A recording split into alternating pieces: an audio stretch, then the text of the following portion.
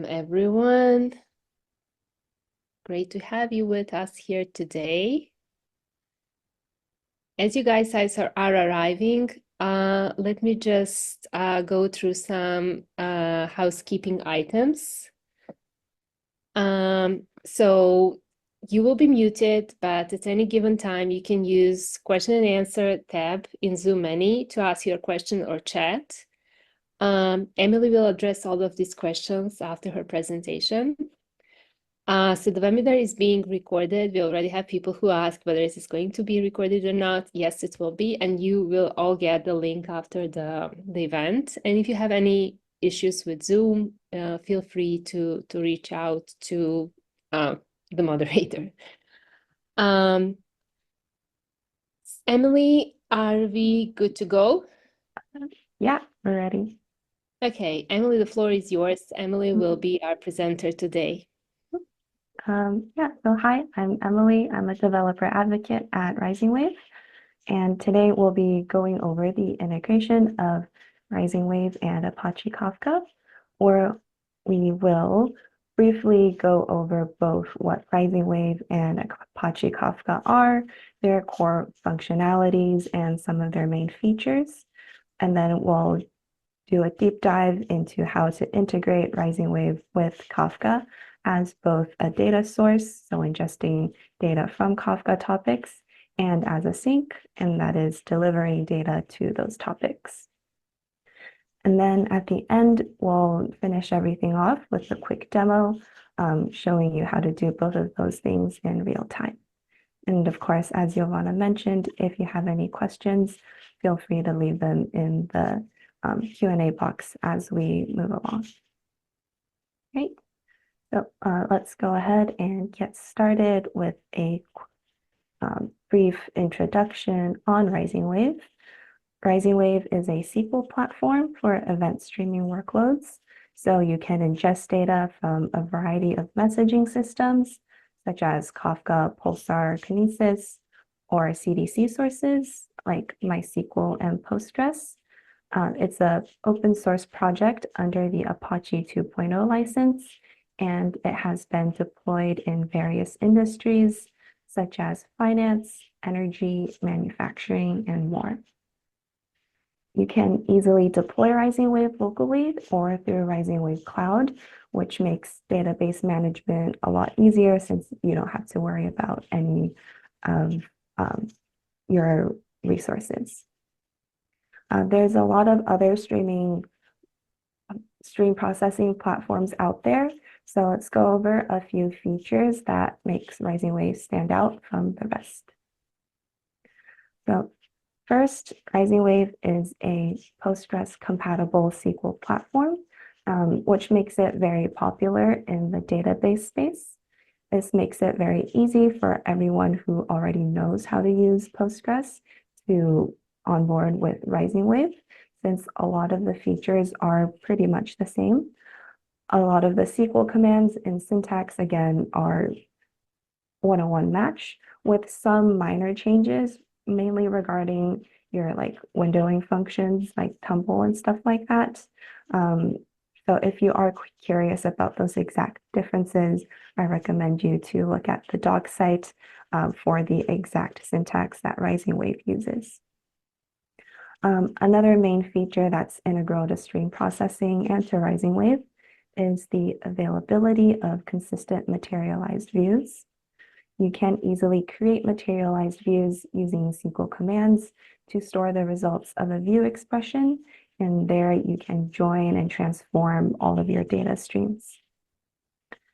The results of a materialized view are updated whenever new data arrives instead of periodically, and RisingWave uses incremental computation for faster and more efficient processing, which makes it a little bit more affordable than other platforms out there. And so this always allows you to have fresh results and to deliver your insights in sub-seconds. Next, RisingWave offers a full set of stream processing features from time windows, watermarks, temporal filters, which are all standard for handling data streams, specific ones related to time. Additionally, we have our UDFs, which are user-defined functions, where you can define your own functions using Python, JavaScript, or Rust for more complex data transformations. These can either be embedded, so directly coding them onto in your RisingWave database using Python, JavaScript, or they can be external, so writing your script as like writing your function as you would outside of RisingWave, and then connecting it to RisingWave so you can use that function in your database. And recently, we also introduced time travel queries, so you can access historic data at a specific time for historical analysis purposes or for any other reasons you might need them. And as an event processing platform, RisingWave ensures that a wide variety of integrations are available, so you can ingest and sync data from any platform. You can also connect RisingWave to visualization platforms such as Grafana and data modeling tools like dbt. We're always adding to our list of integrations to make it easier for you guys to integrate RisingWave into your technical stack. So feel free to make requests either on our Slack channel or on our integrations page, which is available on our documentation site. That page will have the full list of available integrations as well as integrations that we're currently working on. And there's an option to vote for integrations that you are particularly interested in. And then the last feature to discuss about RisingWave is its high and stable performance. If your data workload fluctuates, you can easily scale up the RisingWave database for better performance and scale it down afterwards, which allows you to efficiently utilize your resources. And RisingWave is a fault-tolerant distributed system, ensuring quick recovery and data correctness if there is ever a failure. And now that we're done with the RisingWave portion, we can do a quick introduction with Apache Kafka. It's an open source distributed event streaming platform designed to handle real-time data feeds with high throughput and low latency. Maintained by the Apache Software Foundation, Kafka has become an important piece in data architectures, allowing organizations to build scalable, reliable, and fault-tolerant pipelines. Kafka's architecture and features make it ideal for a wide range of applications, from real-time analytics and event sourcing to log aggregation and stream processing. So let's go over some of the core features. So Kafka's distributed nature ensures that data is replicated across multiple brokers, which provides you with high availability and fault tolerance. This architecture allows Kafka to process vast amounts of data with minimal latency, making it suitable for real-time applications where speed is very crucial. And Kafka scales horizontally, which allows you to easily add more brokers to a cluster as your data volume grows. This scalability ensures that Kafka can handle increasing workloads, whether you're dealing with terabytes of data per day or thousands of event streams. And in Kafka, messages are processed exactly once and in the order they were produced. This strong consistency model is important for applications that require precise event ordering and reliable data processing, such as like financial transactions or log management systems. And lastly, Kafka also has a robust ecosystem, which includes a wide range of connectors and integrations, allowing you to seamlessly integrate with other data systems and tools. So whether you're connecting to a database, a data lake, or cloud services, Kafka offers connectors that make the process easier, allowing you to easily build complex data pipelines. So now that we've gone over both what RisingWave and Kafka are, let's talk about how they can work together. In RisingWave, you can connect to Kafka as either a data source or a sink using simple SQL queries. We'll go over the specifics of these SQL queries in a bit, but for now, we'll go over the rest of the main features. So RisingWave also supports the Liberty Kafka configurations. Liberty Kafka is a client library for Kafka. And it just provides you with some additional, more complex configurations to customize your Kafka clusters, topics as needed. And of course, the security options are available for both sources and sinks to ensure that your data is protected. And you can customize all of these configuration options very easily when you're writing your SQL command. And depending on how you choose to deploy Kafka and RisingWave, if you're deploying RisingWave Cloud locally or in the cloud, or Kafka locally or through another platform, we have private link connections available. So if your Kafka service is located in a different VPC than RisingWave, we can create an AWS private link connection to establish a secure and direct connection. For RisingWave Cloud, this feature isn't available with the trial version, so I won't go into detail about exactly how to set this up, but if you do have this issue or if you think that this might be a problem for you, there is this solution available. And support for other Kafka compatible platforms is also available, but mainly as a source, not as a sink. So for instance, you can also connect to Confluent Cloud, Upstash, Amazon MSK as a source, exactly as you would a regular Apache Kafka source. This isn't the full list of compatible platforms that, again, will be available on our doc site. Yeah, and so now that we've gone over a quick overview of this integration, we'll go into exactly how you can ingest data from Apache Kafka. Apache Kafka topics.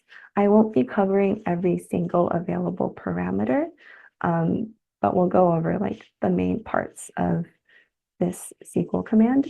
Again, for all of the available parameters and configuration options available, the doc site is very thorough in covering all of that.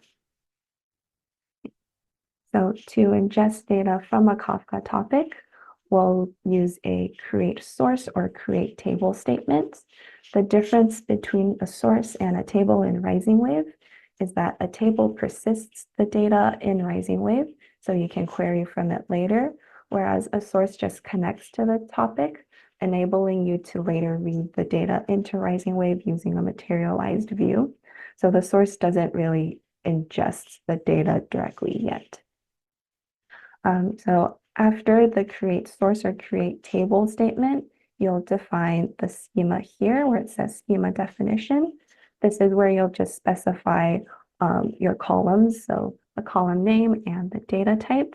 If you are reading from a schema registry, the schema definition is optional. You don't have to define it. And then we have the include clause, which allows you to ingest data not included in the payload. So any data that's not explicitly in your message. And this generally just refers to the metadata included with each Kafka message. And this includes stuff like the key, the timestamp, which refers to the create time rather than the log append time, the partition, the offsets, and the headers as a key value pair. And again, these are just optional additional data that you can include into RisingWave. And then under the with options here, this is where you'll specify what type of connector you're connecting to. Since we're talking about Kafka today, it'll be specified as Kafka. And then this is where you'll also specify the broker address and the topic. So as you would like where the connector parameter is here. Those are the only 3 required parameters in order to connect to a Kafka topic. Everything else is optional, but of course, if you have security enabled in order to connect to your Kafka topic, those of course will be in that sense required as well. And RisingWave can read Kafka data that is encrypted with TLS or authenticated with SASL. And if you do have any Liberty Kafka configurations you want to specify, they will also be included here. For the Liberty Kafka configurations, the name is pretty much going to be the same as it is in the library, with just a additional prefix to the parameter. And then here we have the format clause. And this is where you'll specify what the serialization format the data is in. RisingWave supports the most popular format and encode options, so Avro, JSON, protobuf. And if you're ingesting data in like the Bayesian JSON, Maxwell, or Canal, that's where you can also specify that. And they're all supported in RisingWave. And lastly, with the additional parameters here under the format options, that's where you can specify the parameters if you're reading schemas from a web location or a Confluent schema registry. As you can see, it says schema location or schema registry. So those options are available. And when you're doing that, you won't need to define the schema. Yeah. And those are the main features for when you're ingesting data into our RisingWave from a Kafka topic. So next we'll go over how to sync data or deliver data from RisingWave to a Kafka topic. And again, it'll be using SQL commands. Here we'll use the create sync command. And when you're specifying what data to sync, you can either specify like a table or materialized view saying from, or use as if you just want to use a select query to specify what data to sync. And the with options here are pretty similar to what we discussed previously. So specifying the connector, the Kafka broker, and the topic are required. Everything else is optional, but they're all available to you. So the Liberty Kafka configurations, as well as the security configurations. Similarly, under the format options, you'll be specifying the data format, the serialization formats, Avro, JSON, protobuf, again, they're all available. The only difference here is that you'll also specify whether this sync is going to be an append-only type of sync or an upsert type of sync. So for append-only syncs, the data format, you'll be specifying it as plain, whereas upsert, it'll be upsert. And when you're creating an upsert sync, a primary key also needs to be specified. And lastly, the key encode clause here allows you to explicitly encode the primary key value to be a specific type. In this case, the type for now will either have to be a character type, a Boolean, or an integer. And the restriction with this clause is that it only supports primary keys in instances where it's a single column, not when you have one or when you have multiple primary key columns. But again, this is an optional clause. You don't have to use it. It's available if you need it. And yeah, those are the main features for when you're syncing data to Apache Kafka. Now that we've covered all of the basics, I'll be running a quick, simple demo to show the entire process. So I'll be running Apache Kafka locally, and I'll run a data generator to send data to 2 Kafka topics.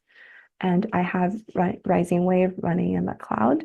So we'll ingest the data from those 2 Kafka topics into RisingWave. We'll create a materialized view that joins the data from the 2 topics. perform some transformations using some tumble windows, stuff like that. And then we'll sync the data from the materialized view to a new Kafka topic. Yeah. Right.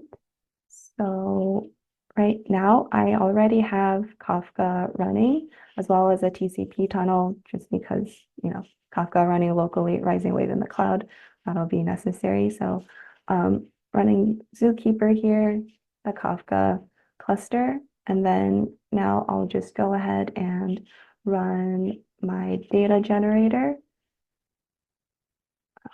Go ahead and start that.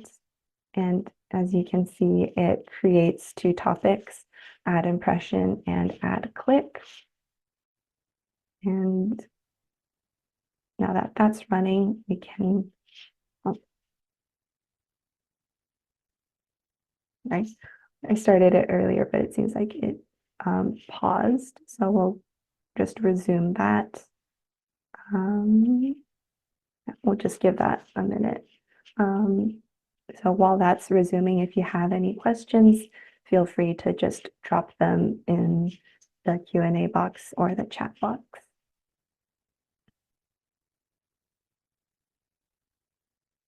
And while that's running, I'll give you a brief overview on exactly what the data is like, what we're working with today. So as the topic titles suggest, we'll be dealing with ads. So we'll be tracking the impression time of the ads. So whenever an ad is displayed to a user and whenever someone clicks on the ad that's displayed to them, and we'll be tracking the click-through rate of the ads. So how often somebody clicks on each particular ad within a 5-minute window. Yeah. And now that's up and running. We can click on the workspace. Oh,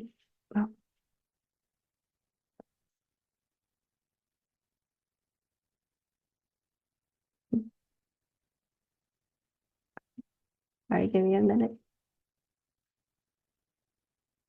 Okay, there we go. Right. So I have the SQL queries already. I'll just be copying them in. So you don't have to watch me type it out. So we have two create source statements here.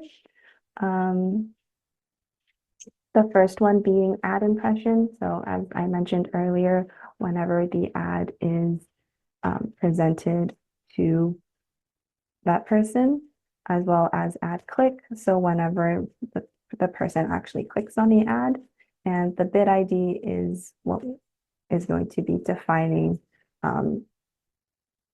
that's going to be our primary key and what will be joining the two streams of data on. I'm sorry, that's not the primary key. It's just going to be the column of data that will be joining the two streams of data on. And then here, that's where this is the data schema. So where you define the data columns and the data type, and then the with options here to specify the connector, the topic, and the Bootstrap server, which I'll copy over. And this the startup mode. So when RisingWave should start ingesting data from. And you can specify that as earliest or latest, earliest being all of the data that's available in the Kafka topic, and latest being, from right now. And there's a question in the Q&A box, which I think is relevant, which is a good time to answer it right now. So is there a no-code option in RisingWave that allows users to create sources automatically to connect to Kafka topics? And yes, there is. So we have what we call a source wizard, and it's available on the add new button here. And you can add a new source by choosing your own source of data. So these are the connectors that are available right now if you want to directly ingest data without writing any code like this on the side. And what that'll look like is filling in the source name, the topic name, the settings here, which why don't we go through that for the add click source, but we'll run this source first, or we'll run this create source statement first, just to show you that you can do it both ways. So here, query is successfully run, and it shows on the side here where you can see the column. And then let's use the source wizard for the add click topic. So the source name is add click. The topic name is same in this case to keep it simple. There's no security settings for this one for the sake of keeping this demo simple, but they're all available. And if you click them, it'll just prompt you to fill in the username and password. And then we'll fill in the Bootstrap server.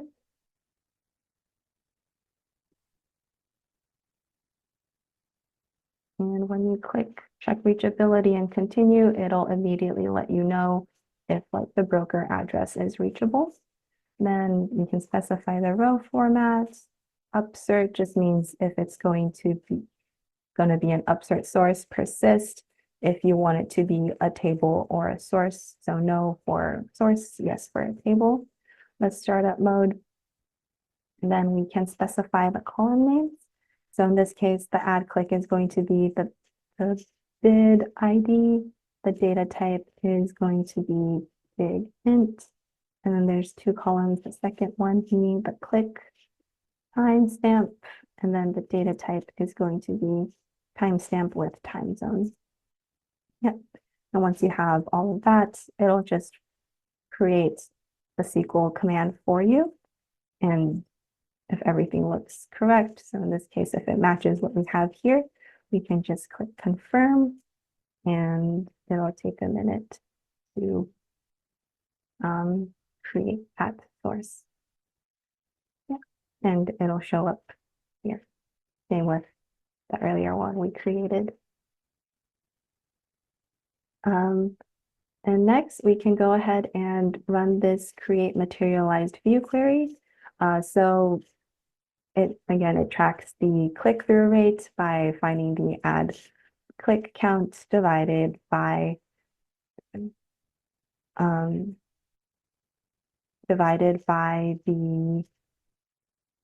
impression count.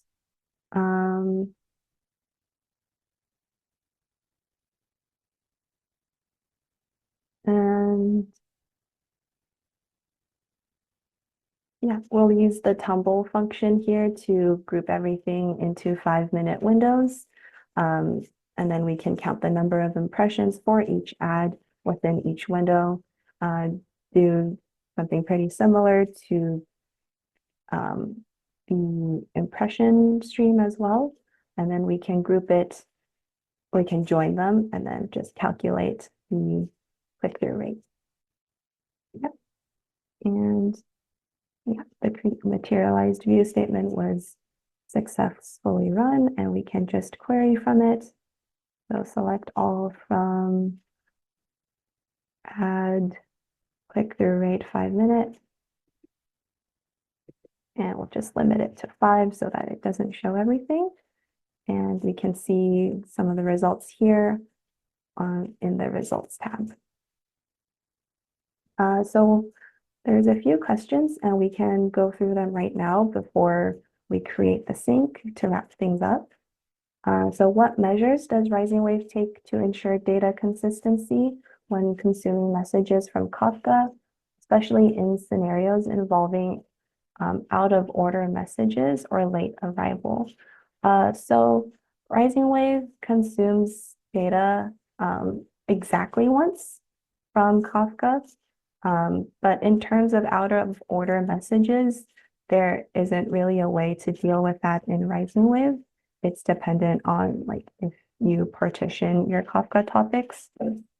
So for messages within a single partition, they are in order, but if your in order messages are in different partitions, they are not guaranteed to be in order once you ingest them into RisingWave. And in terms of late arrivals, we do have the option to create a watermark, and that allows you to not ingest data if it's outside of a specific time range that's important to what you're doing. And the next question is, will the messages be duplicated or missed while being ingested or dumped to sync systems? Do you provide exactly one semantic guarantee for a Kafka integration? So for syncs, we do at least once. So messages are very unlikely to be missed, but they might be duplicated. And is the order of the Kafka messages kept in RisingWave? So I think that was sort of answered a while ago when I was talking about partitions. So the order isn't guaranteed between different partitions, and they are guaranteed per partition. Yeah, and if my answers were not satisfactory, please let us know, and then we can go into a little bit more detail. And one more question here. What advantages does RisingWave offer in comparison to other stream processing platforms when integrated with Kafka? So if you're talking about why Kafka is I'm interpreting this as why is Kafka a better connector in RisingWave compared to, say, like Pulsar or Kinesis. If that's not what you're referring to, please let us know. And in my eyes, Kafka is more advantageous in RisingWave because it is our most built out connector. So all of the options are available, the configuration options, and it has been tested by other companies, and yeah, it's a lot more reliable in terms of just usage and stuff like that. But if that's not what you're talking about, please do clarify. Yeah, and now we can finish up the demo by syncing all of the data from the materialized view to the Kafka cluster we have running. So here we have the create sync command, and it specifies that we are syncing data from the materialized view we created.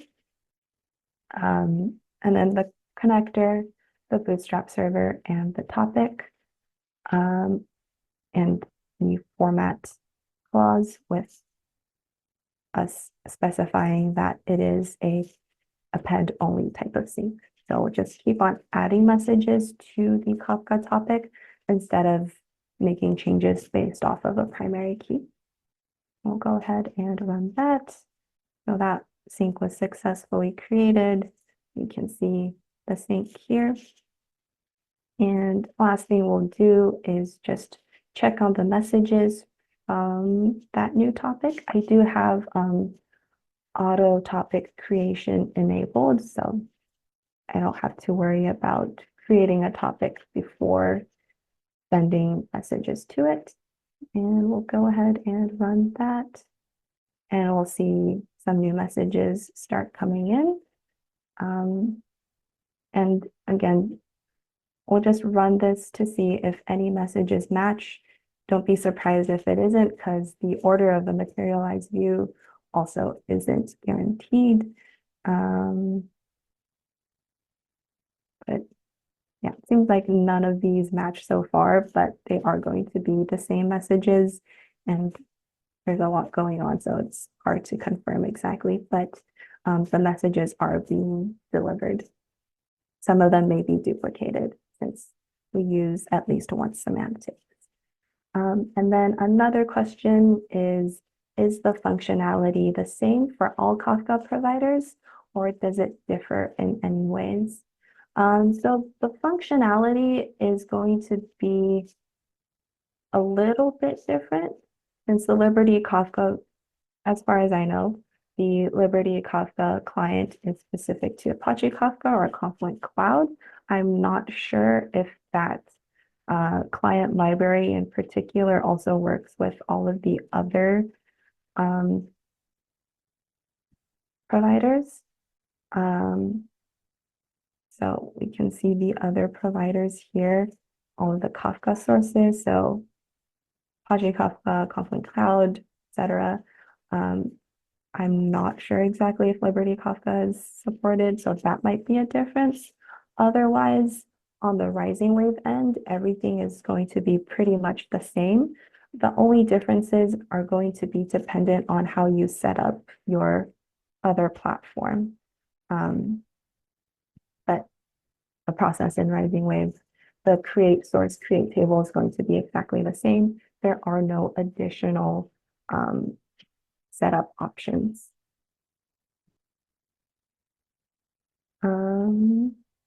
Yeah. Mm.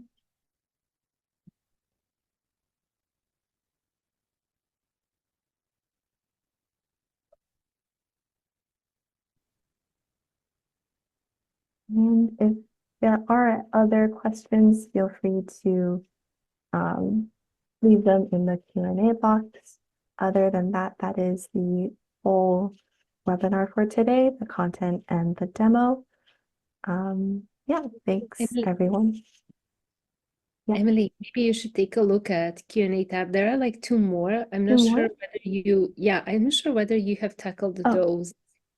oh yeah, the no code option, we showed the source wizard to set things up without using a SQL command. And the order of the Kafka messages, is it kept in RisingWave?